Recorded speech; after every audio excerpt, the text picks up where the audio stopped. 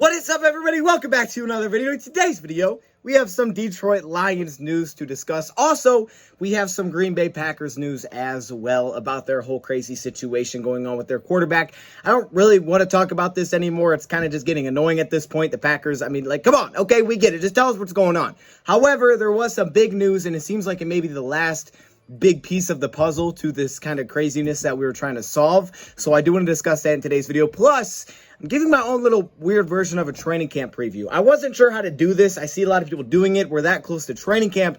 So I broke it into a couple of subcategories because seriously, I could talk about every player, every position. I could talk about this all day, but I didn't want to have you guys here all day because we've had videos like that, and this one will probably get up there as well. However, I wanted to break it into 3 subcategories. I have players to watch, 5 players that you got to watch for this year's training camp. It may actually be 4. I'm not sure. It's 4 or 5. Also, things to watch. Okay, so not players, but things. Just in general, things to watch. And finally, we got to talk about player battles. Okay, now coaching battles really isn't a thing, I don't think, except for we do have a lot of former players. So that could be a thing this year. And hopefully, coaches aren't actually fighting. That would be a problem. But those are the 3 subcategories I'm breaking it into. So let's get it started. Way up, we're going to bite a kneecap off, and we're going to stand up, and then it's going to take 2 more shots to knock us down. And on the way up, we're going to take your other kneecap, and we're going to get up, and then it's going to take 3 shots to get us down. And when we do, we're going to take another hunk out of you.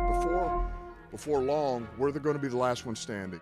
Yeah! He's a goat! Oh, there's nobody! Welcome everybody to a video. Glad you guys are here. Hopefully everybody's having a good day, man. I'm excited to do this. We're that close to training camp popping off where we can see the Detroit Lions in action. It just tells you how close you are to the season. I can remember this time vividly last season, and I actually forgot that. You guys remember last year when we were watching this live, the Detroit Lions were streaming this live? I hope they do that again this season because I do want to go to some practices, but if they're streaming it live, I liked reacting to it live as well. So hopefully they do that again this year. I bet they will. I'm not sure.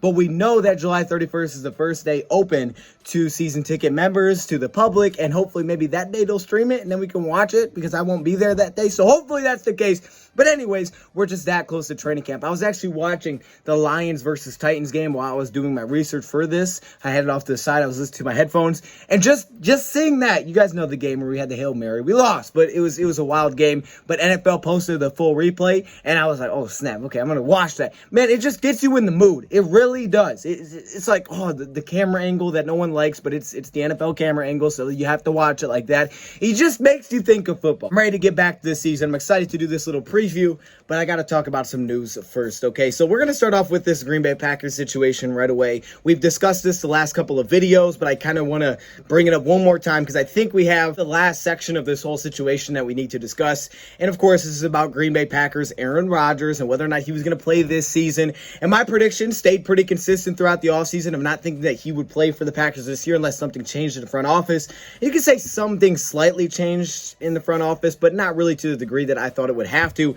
However, we got those pictures yesterday. Devontae Adams and Aaron Rodgers posted The Last Dance. It was Michael Jordan. It was Scottie Pippen. And it was like, oh, snap, this thing's over. Or does it mean it's actually the last dance? And it seems like it's more of the second one. It seems like they're kind of referencing that, yeah, this may be their last dance together. So things have changed between Aaron Rodgers and the Green Bay Packers. There could be a long-term deal set in place here, but as of now, it's actually quite the opposite. So they're reworking Aaron Rodgers' contract. And while we don't have the exact details of it, we do have some notes on what this contract is going to look like for Aaron Rodgers. And really the biggest thing for this to me is that they're taking that 2023 year for Aaron Rodgers where he was under contract to play, and they are making that a voidable year. So what that basically means is that, yeah, there's numbers there when you look at his contract layout, but he's not actually going to be on the team in 2023. It's just a voidable year. So technically now his contract only runs through 2022, and then he becomes a free agent. Now, this you may be hearing and saying, okay, well, he's going to be for 2 years then, but not exactly. The biggest question was Aaron Rodgers going to play this season? Is he going to play this season for the Green Bay Packers? And it seems like I was a little off here.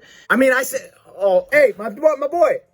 Yeah, ugly, look up here. So I may have been a little, yeah, how you doing? No, stop it. Oh, you don't get to distract me with that. My boy, no, you don't get to get away with that whole, What? I was a little off. You was not a little off. What are You were all the way off. You said something major would have to happen or he wouldn't play with the Packers. It's Now look summer. at you. Why are you wearing a blanket? Huh? It's summer. It's a blanket, man. It's style. Yes, it is style. No, I don't tell you how to live. It's cold. Go on. The answer is yes. he will be playing for Green Bay from what we know right now. Now, obviously, with all the drama that's been going on, who really knows? But he will be playing with the Packers. He will be reporting to training camp. He's been telling his friends that. But with this rework, as I said, he only has technically 2 years left under contract. Plus, it's also going to save the Green Bay Packers cap space this season. So they do have some more money to make some moves if they wanted to make things happen this year, because it does seem to be kind of that all in. We're going to save a little bit more money this year, and we're going to go see if we can make this happen. This is our AKA last dance with Aaron Rodgers. That's kind of what it seems like this is going to be. Of course, Davante Adams also is under the final year of his deal. Now, his contract negotiations has reopened with the Green Bay Packers, so that one's a little interesting. However, this does kind of seem to be setting up for that, last opportunity to go try to win a Super Bowl with Aaron Rodgers, because even though he is under contract through 2022, and yes, he could play there in 2022, it does seem like that is still on the table. That's still a year for Aaron Rodgers, because it will give the Green Bay Packers an opportunity to trade him for that 2022 season. That's what a lot of people are predicting is going to happen here. So he gets this season, they see what happens, they see if they can go win it all, and then next season they have an opportunity to trade away. They have that year where he's under contract to go trade him to somebody. They can get their return, and then Jordan Love becomes the starter. Well, they did say they will review their situation at the end of the season, so it is possible that, this does turn into a long-term thing, but it doesn't seem right now that that's the idea, that that's what this is going to be. However, like I said, they will review this after the season, probably based on how Rodgers feels. I don't really know. Green Bay Packers will save more money in the long run, of course, with Aaron Rodgers, because if Rodgers would have signed that huge extension that reportedly they offered, then of course you would lose a lot of money trying to pay Davante Adams. So that seems to have reopened, and they seem to be in talks now for a potential contract extension. The reports of Aaron Rodgers turning down that huge extension, it did happen. He turned it down, but now they're reworking it to more of instead of a long-term thing, it's more of a short-term thing. For Rodgers, if that's what he wants to do, he's probably in the best spot to do that, because they do have maybe the best opportunity to do it. I mean, he's already involved in the system. He's had a lot of success with Matt LaFleur. He has his top receiver with him. So it seems like this may be his best opportunity to do it. I mean, heck, they were just in the NFC Championship game. So how much closer can he really get going elsewhere for a season? So I did read a weird report from Trey Wingo. That's Trey Wingo? Okay.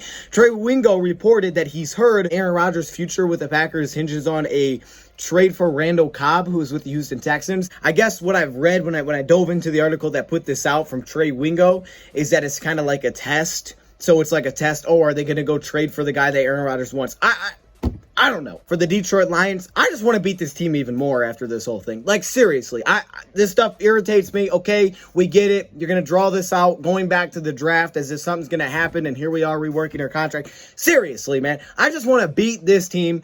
Try to go all in, and we smack them. All right, we go to Green Bay week 2, and we just absolutely smack them. I hope that happens so much. That would be amazing, because this stuff is just, it's just kind of annoying. It's like, all right, we get it. You've been drawing this out since the draft. Okay, this is getting really annoying at this point. So I hope we just beat the heck out of him, honestly. But for the future, if Rodgers is not there, of course, it does mean that potentially the Lions could be in a pretty strong spot when you're looking forward, because you look at a team like the Vikings, who knows about their quarterback situation with Kirk Cousins, and that this year drafting Kellen Mond. And of course, Chicago Bears, they're trying to figure out their quarterback spot. They're in a really big year with their coaching staff. So a lot of craziness going around the NFC North, a lot of change this offseason. Just throw this out there. I know this is really not that important, but I did want to throw it out there. So Madden Ratings have come out for the top 10 rookies for this season. Now, Madden Ratings don't really mean that much. We know that.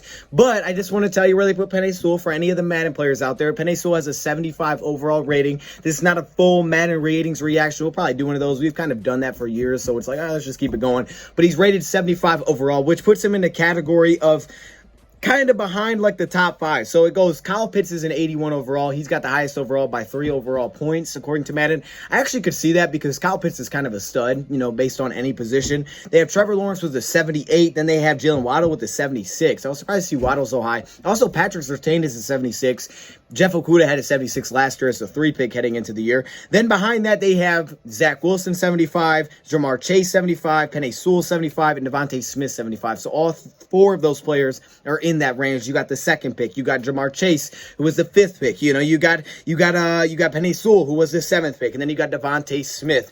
And then after that is Trey Lance at 74. the San Francisco 49ers pick, and also Justin Fields at 74 as well, the Bears pick who they trade up to select. I do want to talk about this quick little note before we get into this training camp preview, and this is with Trey Flowers. He did an interview recently, and he did talk about the Detroit Lions' current situation, and he gave a similar answer to what Brad Holmes has given us, and players have given us, pretty much every player we've talked to, you know, from Jared Goff to Michael Brockers to Tyrell Williams, as he also said they are not thinking rebuild. And actually his explanation for this was basically, why go out there, risk your bodies if you're thinking rebuild? And it's kind of an interesting note, but it's pretty true. I mean, why go out there? Why even play? If you're going to go out there and say, we're rebuilding this year, let's not give it 100%. Let's not believe we can go win a lot of games, okay, because we're in rebuild mode. That's what Trey Flowers said. Now, Trey Flowers was voted the most overpaid player on the Detroit Lions, which makes a lot of sense. We're not paying that many guys that much money. Big V could probably also make a case for that spot. But either way, Trey Flowers is still a stud. Is he overpaid? Possibly, but he's still a stud. And he believes that the Detroit Lions are not thinking rebuild. And, you know, he's spoken highly of this coaching staff, saying things are contagious. You know, really the culture that they built here so far. So that's a really good start. But this is a similar answer we've gotten from a lot of people. And it makes sense. I mean, why would you come in as a player with the mindset, hey, we're rebuilding? Like, bro, wait, that's not a player's mindset. Every player wants to win because first off, they're trying to win a job. Secondly, they're trying to win contracts. Like, you don't do that by going in and saying, we're rebuilding this year, guys. Now, outside perspective, yes, we could see it like that. But from the inside with the players, they don't view it like that. And again, we've heard Michael Brockers talk about the turnaround. And also Trey Flowers did discuss playing the outside linebacker position, say he doesn't think it'll be that big of a transition for him. It'll just be playing standing up a little bit more. Because again, we're only going to see it in base downs, which is like, 26, 27% of the snaps. We've done videos on this. Ty Wash has asked guys to do this in the past. And he's asked less athletic players to do this than Trey Flowers. I really don't think it's going to be that crazy of a transition for Trey Flowers. Standing up a little bit more, yes. Same thing with Romeo. But I mean, I think it's going to be perfectly fine. I actually think it's going to be better, if anything, for these outside linebackers to little bit less size to be able to set the edge, not have to take on some of those big interior offensive linemen. I actually like that fit for those guys. But that was just a quick little update on Trey Flowers. Now let's get into this training camp preview that I put together. I have some notes. I took some notes. We're going to kind of fly through this a little bit. Players to watch, I think it'll take a little bit longer, but I did want to start off with things to watch at this year's training camp. So as I mentioned, July 31st is the first day open to the public. It's season ticket members only. It goes through August 17th. August 13th is our first preseason game against the Buffalo Bills. The first and last day of training camp are season ticket members only. I'm hoping the Lions stream it like they did last year because I would love to watch that. Be here all day talking about training camp. We could probably go position by position, and as the days goes on, once we really get into training camp, we'll probably do that. We'll look even deeper, but I want to give like a general overview of what I'm looking for at this year's training camp. Not necessarily saying here's the 8 receivers on the team, here's who I think is going to make team. Like, that's not really a training camp preview. It's what I want to look forward to in training camp. Players, things to look forward to. So let me do my little training camp preview. Let's start off with things to watch in this year's training camp. Either if you're there, you're watching it on the stream, you're watching me talk about it, whatever it may be. Here's what I'm going to be looking forward to. Number one, the first and foremost is the coaching staff. It's as simple as that. It's the one thing I've been most excited about this entire offseason is this coaching staff the Lions have assembled. First off, there's multiple reasons. Number one, you got a lot of former players. To watch them go at it, compete with other coaches in drills when they're going head-to-head, I think that's going to be awesome. I also want to see the energy that these coaches bring, specifically guys like Aubrey Pleasant, Mark Brunell working with Jared Goff. I'm excited to see these coaches. You got big, high-powered names in there like Todd Wash and Anthony Lynn. And, of course, our very own Dan Campbell. We've got to see what Mr. Kneecaps is doing. I want to see how he handles practice, how he coaches practice. Alpha that left the new boss shrugging his shoulders. I'm not telling these guys to go out and start throwing punches, but hey, if guys get a little bit heated and they get after it a little bit, you may have some of those. Everything else, it was all about being primates again. Every one of those guys. Just back to the days where, hey, you line up and you go. Campbell, is he running around from drill to drill? How is the pace? Is there music playing? I don't know if that's like copyright laws or whatnot. I don't know. I just want to see how Dan Campbell holds the practice, but I also want to see his energy. You know, what groups is he working with? I just want to see Dan Campbell handle himself, how he's got practice set up. We've seen it in the past. Patricia had some struggles with that, but now having experience with it, he hasn't experienced training camp before, so this is his first training camp, but he has experienced practice. So it shouldn't be too new to him. But I do want to see really just entire coaching staff. I want to see Aubrey Pleasant working with these defensive backs, Deuce Staley getting out there with the running backs, Hank Fraley with these offensive linemen. Man, I'm pumped to see this coaching staff. So as a whole, this coaching staff is probably the number one thing you should watch over a player individually. Because again, players change, but a really strong coaching staff can take you a long way. They elevate players. They make players better. You got to have good coaches. Coaches are key. So that's the number one thing that I want to see this offseason. Number two, I'm going to say Jared Goff. Of course, Jared Goff. Of course, okay? It's a new quarterback. Jared Goff is a new quarterback, and the quarterback gets the most recognition. How could I not say Jared Goff? He's not even in my players to watch because, I want to give you different names. But in terms of things to watch, I want to see some Jared Goff. But more than just wanting to see some Jared Goff, I want to see some specific things about Jared Goff. The first thing that I want to see, of course, you want to see his accuracy. You want to see his arm strength. I want to see that stuff in person. Hopefully I can. But what I really want to see about Jared Goff is two things. I want to see, number one, the freedom, the control he has of the offense. Now, things are supposed to be vanilla. Even if they go, 7-on-7, 11-on-11, things are going to be pretty darn vanilla in training camp, I'm assuming. But I would like to see the kind of control he has over the offense, the command. I've heard good things that he was a little bit more outspoken than Stafford was. I want to see him go out there, command the offense, make adjustments, if they're doing that stuff in training camp. I want to see the Lions give him that freedom, something that maybe he didn't necessarily have with the Rams from what we can tell. I want to see that freedom. And they had issues. Sean McVay and Jared Goff, they had issues towards really the end there, really going back to the end of 2018, going to 2019, there were issues between the two. And, of course, that was when he was deciding, I'm going to go with John Wolford over Jared Goff, the guy we gave $134 million to. Things were messy. And Jared Goff is excited to be here. He has his say in putting together this game plan, probably the types of personnel they're bringing in with your guys like Chad Hansen. Still want to see this schematic usage here. Now, again, it's going to be vanilla, so we may not see much of this. But if we could, diving into schemes so far this offseason, offensively, defensively. So I would like to see how much spread, we do see it, right? I mean, Jared Goff set spread principles, and they're also going to implement some of what Anthony Lynn did back with the Chargers and the Buffalo Bills. And I would like to see how often they're in spread formation, shotgun, pistol, how often they implement pistol, right? They work on those things in practice. I would like to see, them utilize that a little bit. I'm assuming it's going to be more, actually, know for a fact it's going to be more than what Jared Goff utilized in the past to his Cal days, the type of weapons that he had at Cal. It all changed with Sean McVay and the scheme that he brought in, the players that he brought in. But going back to something where he has a say on the game plan, I would like to see the ratio, how often they're doing what not. And we'll see more of that probably in the preseason as well. I'm assuming we're going to see Jared Goff play in the preseason. But that's definitely something that I want to see. The kind of formations we're seeing offensively from pistol to shotgun, because I have an interesting note here. Everybody looks at him as some kind of under center quarterback, but that was not the case until he landed with Sean McVay, and then it all changed and it went to that. However, I found an interesting stat. So we know how successful he was 2017 and 2018. You had a top running game in the league. You had one of the better running backs, one of the best running backs in the league. You had an MVP caliber Todd Gurley, who was healthy. That was very helpful. Also, you had a top offensive line. So play action, being Sean McVay's scheme, is what you played off of a majority of the time, and it worked. In 18, you had Brandon Cooks, and we saw some even more deep plays, okay? And he was a top deep ball passer from under center. Most of his statistics came from that. But 2018 is where things changed because their offensive line took a turn for the worse. It ranked 31st in football by Pro Football Focus. Yeah, that's an issue. Their run game was nowhere near as effective as it was in the years past. I mean, it was one of the worst in the league. Todd Gurley had the injuries, and they lost Todd Gurley had the injuries. So what changed? Well, the production, I would say, from the shotgun debate. McVay was holding him back. Goff was holding him back. We'll see this season.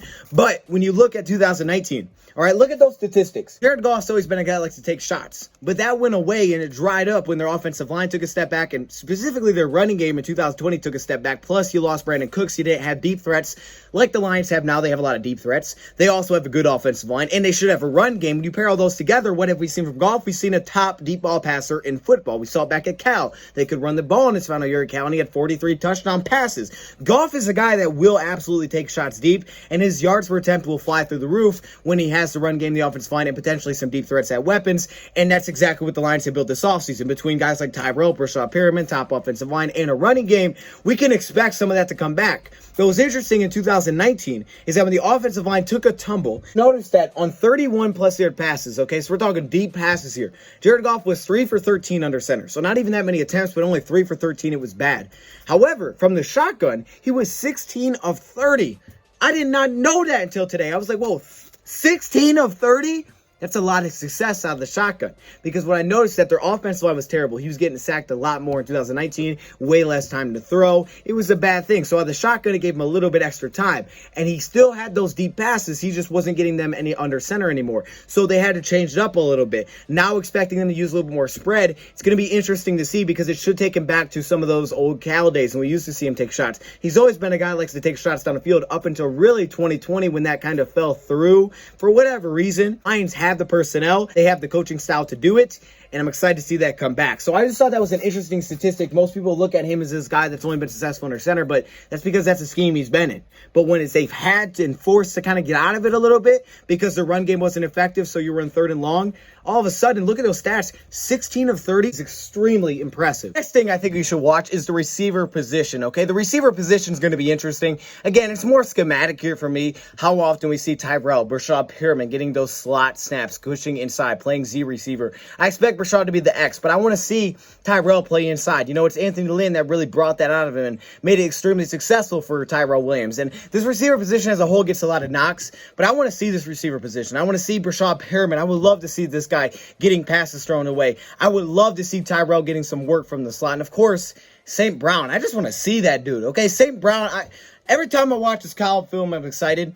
And he's such a great route runner. I would love to see in person that route running. So the receiver position as a whole should be awesome. You can also throw TJ Hockenson in that mix, see the relationship between Hockenson, the bond between Hockenson. I think that's also a part I should mention. I just said Jared Goff, things I want to see. The other thing I want to see with Jared Goff when I talk about control over the offense is those relationships. You know, the connections. Where do connections seem to be there? Does he have a connection with Hock? Does he have a connection with St. Brown? Is there a connection with Tyrell? You know, where does he like to go with the football? Is there a specific spot? So those little things would be awesome to see.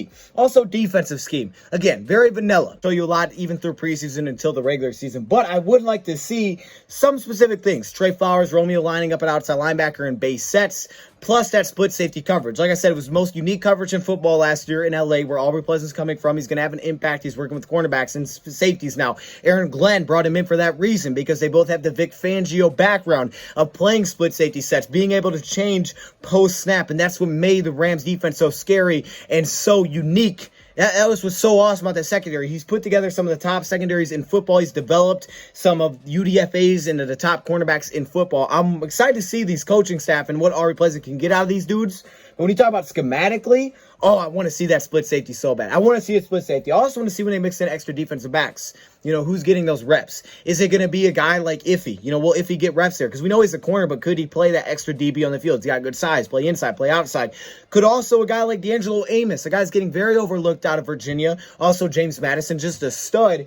Could we see some D'Angelo Amos here? I mean, we're talking about a guy that was second all-time in punt return yards with 5 punt return touchdowns at James Madison University. I would love to see some D'Angelo Amos. I probably could throw him into a different category. In those sub-packages, what do they prefer? 2-4-5, 3-3-5, 4-2-5, one defensive lineman. What do they like to go to? Situations are always different in games. I get that. But what is kind of their go-to? Is it the 2-4-5, which is what Dom Capers had going on with the Packers? 3-3-5. We've seen that from multiple teams. And then finally, the running back position. The running back position. You're talking about Swift, Jamal. I want to see Jamal's energy. Hopefully we get to see him dance a little bit, please. And finally, my dude, Jamar Jefferson. Oh, I just had to put this category in here because Jamar Jefferson's going to be that dude. Plus Dedrick Mills.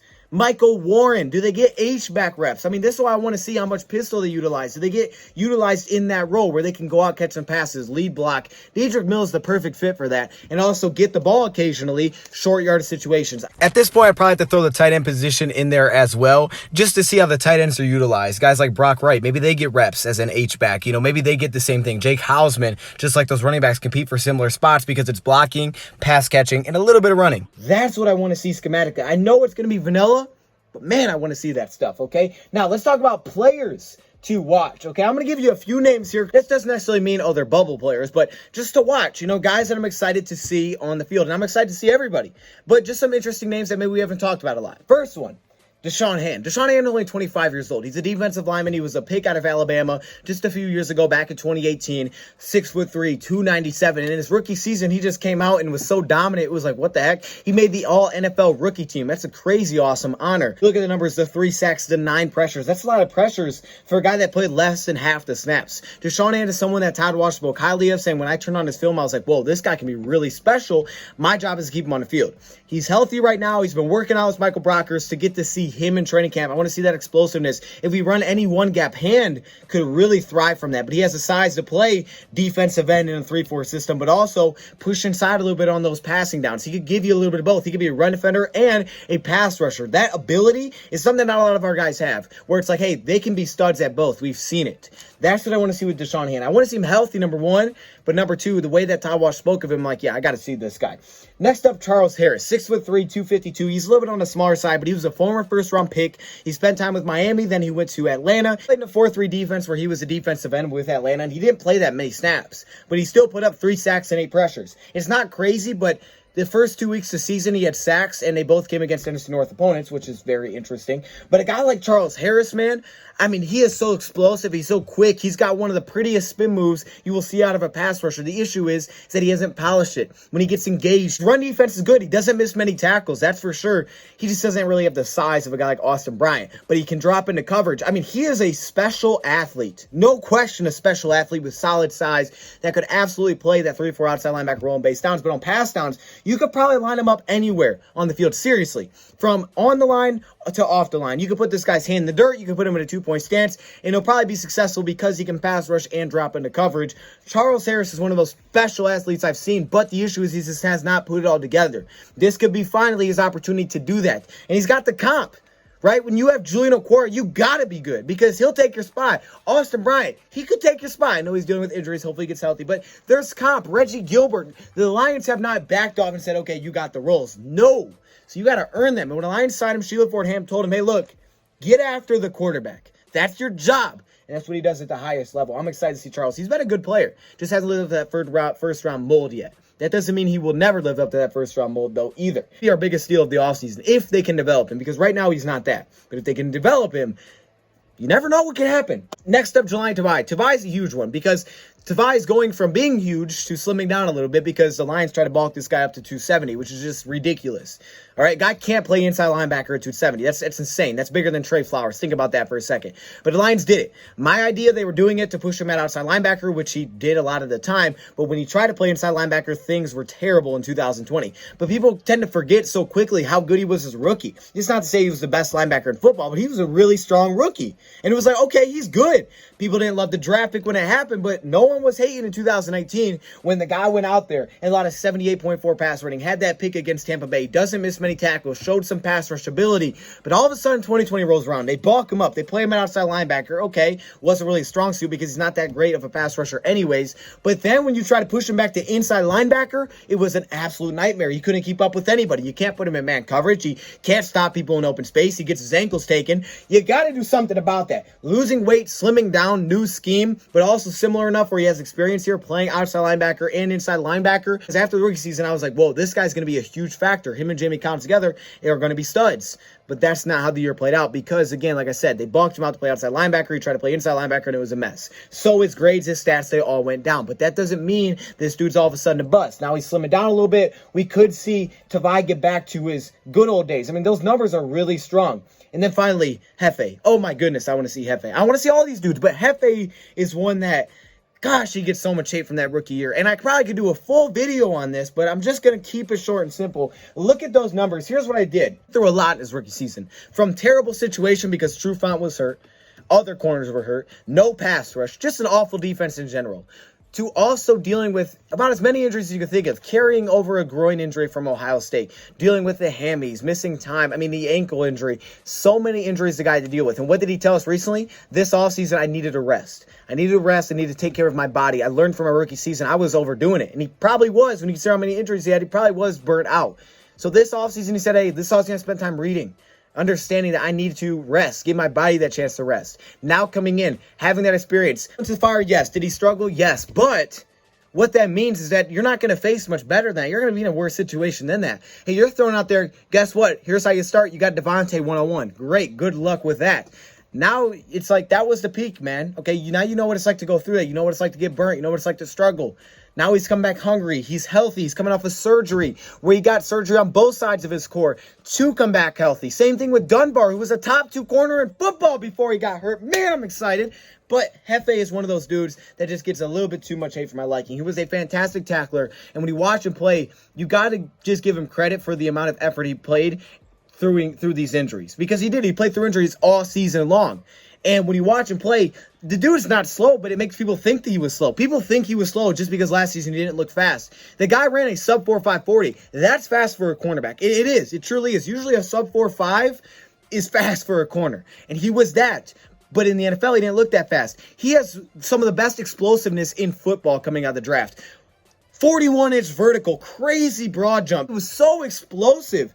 But we didn't see it all because he was injured. However, he found a rhythm at one point. This is keeping in the Green Bay game. Really struggled. He got toasted in his first game. Yeah, I mean, it was a bad spot. Simply put, you got toasted.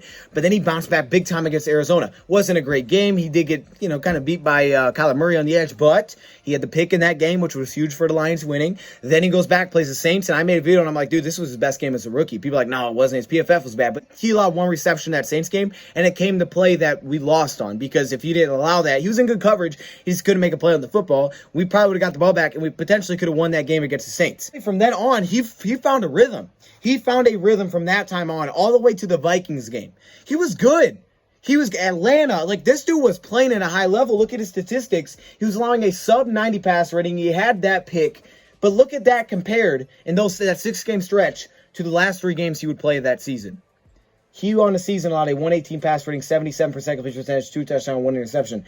3 weeks destroyed his statistical production. It did, because the Panthers, he allowed 5 receptions, 5 for 5, over 100 yards. He was awful in the Panthers game. That was the last game he would have played, and he's like, dude, I got to go get healthy. I got to go fix this. Got to go get surgery. Washington, he was on and off the field, 2 for 40. Okay, Vikings, he gave up 3 receptions for 61 yards. But when you look at it, it's that Vikings game he dealt with an ankle injury, which just added on top of everything he was already dealing with. After that point of that ankle injury, you could watch in that game, they start subbing him back and forth with Amani. And they did that for the rest of the season until they would place him on injury reserved and let him go get surgery. And they're like, dude, he's just not healthy enough. They were forced to play him because they didn't have health, because guess what? Desmond Trufant wasn't healthy, fought through the pain. And you can see that he found a stretch. And I honestly believe if it wasn't for that ankle injury, you can get caught up on the worst games, which was the Panthers game. But if you take away someone's best, you take away their worst, what are they? He wasn't that awful. The guy was the highest graded rookie cornerback for that 6-game stretch. Stride from Ladarius Sneed, who played 3 games. He was the highest graded cornerback by Pro Focus, because people love Pro Focus, but it was those last 3 games that really killed his statistical production. That's not to say that he was great in his rookie year, but it maybe not as bad as it seemed. He needs to get healthy. It's the most important thing for him is to come back healthy. Same thing with Dunbar. Like I said, Dunbar was the top corner in football before Seattle, and then he dealt with the injury and the off-the-field stuff. But now coming back healthy, both these guys coming off the surgery.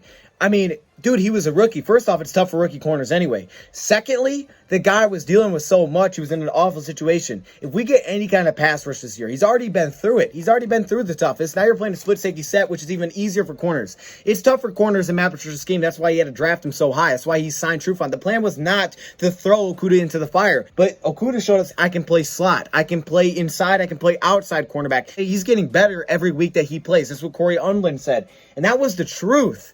But then the injury showed up again with the Minnesota, and he played through an ankle injury until it's like, man, I got to go get surgery. I got to fix this. I got to rehab, because I ain't going to be right for next year if I keep playing through all this. And finally he did. And I'm excited to see what he comes back as next season, because truly, man, I think he's going to end up being that big name on defense. When I've seen a guy like Aubrey Pleasant develop Darius Williams, Nickel Roby-Coleman, it's got Troy Hill and the top cornerbacks in football, he can take a guy like Okudah and make him way better than what we saw last season. And again, this scheme is more cornerback friendly, where you have help on your side. Again, I could probably be here all day naming players to watch, but I do want to give an honorable mention. I'd probably go with the safety position, but specifically Tracy Walker and Will Harris, because I believe they'll be the starters. How do they transition to the split safety look, which is much different from the cover 1 and cover 3 we saw a lot of the time? It's worked really well in the past with Aubrey Pleasant, guys he's worked with, and since they both have that experience, it means that they're going to be able to drop into cover 6, cover 3, cover 1 while showing a split safety look. If you guys haven't seen my Aubrey Pleasant video, check it out. We go into it.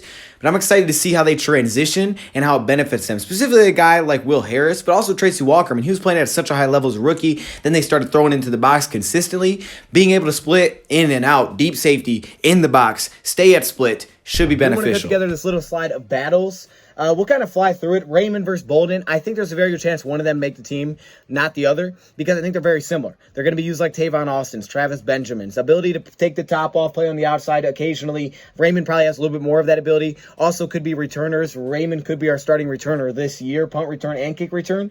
But so he may have the leg up, but we've heard great things about Victor Bolden so far through OTAs and minicamp. So for both of those, I think they're going to be out for similar spots. Both of them could make it. Yes, very possible, but very similar builds. I think it was like, hey, let's get competition. We want these guys to compete every day in practice. So that battle's going to be awesome. Bryant versus edge. Really every edge rusher. Bryant needs to come back and get healthy. But like I said, they have not stopped adding comp to the edge position. And for Bryant, number one, you want to see him healthy so he actually has a chance to compete. Let's get him off the pup list. Backup quarterback battle. Boyle versus Blau. Hey, man, I mean, look, Boyle probably has a leg up here, but Blau has played for us. He started some games. Boyle beat out Jordan Love for the backup role last season, which is awesome. He's been really good at preseason. He was not good in college at UConn, but he was great in the preseason. Then you compare the two guys, Blau, that's played in the NFL. He's played some regular season games. Now, not with this regime, but he's done it. He has experience. He's made some plays. He hasn't been great, but he's made some plays. He can move a little bit. So that battle should be awesome. Offensive line depth. Probably maybe the biggest question of this team that no one's talking about. Everybody's caught up in, the receiver room's not that good. But I think it's fine. My concern would be, honestly, the offensive line depth, because behind the offensive line starters, aside from Terrell Crosby, there's a lot of question marks. Not in a bad way. There's just a lot of new players, a lot of UDFAs, a lot of young guys. From Darren Paulo versus Dan Skipper to Matt Nelson at the tackle spot to also the guard spot, Evan Heim, Evan Brown, Drake Jackson. I mean, you got a lot of new guys here. Logan Stenberg. I would love to see Logan Stenberg. That's one guy I'm guaranteeing you I'm going to take notes on this offseason. That battle should be awesome to see who becomes the backup offensive lineman. The inside linebacker battle. People say we don't have enough linebackers. I don't agree with that. Not with this scheme. Not with how much we're going to be sub packages. If anything, we need more defensive backs. We need more safeties. However, unless some of those young guys take it over, and they definitely could. D'Angelo Amos, Bobby Price, Godwin, there's a lot of guys that could. But the inside linebacker battle. Alex Anzalone, Jamie Collins, Derek Barnes, Jelani Tavai, Sean Dion Hamilton, Jalen Reese-Maben, and Tamonte Beckett. Mike and Will is kind of like who's going to be who. Who's going to play at Mike? Who's going to play at Will? Who's going to play on the strong side? Who's going to play on the weak side? That's what that means.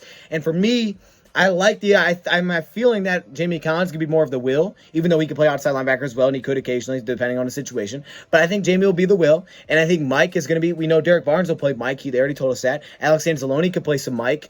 So who plays what spot? Does Savai play Will? Does he play Mike? Who makes the team? Because there's so many names. You really can't keep 7 guys. Collins, I don't think going anywhere. Eric Barnes, Alex Anzalone. I would say those 3 are safe. So there's some spots open, but it's, you got 3 pretty much locked.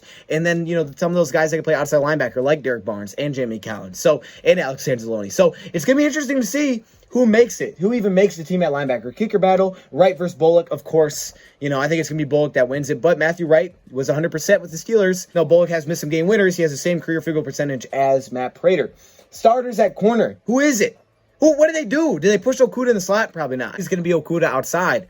But who wins the role? Between Quentin Dunbar, come back healthy. What does he look like? If Quentin Dunbar is an absolute stud like it was in 2019, no doubt he's winning the top cornerback role. He might be our number 1.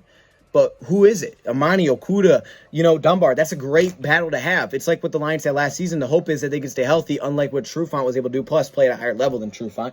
Slot. Does Ford win the slot? We thought it was Elder, but Ford seems to have the leg up right now.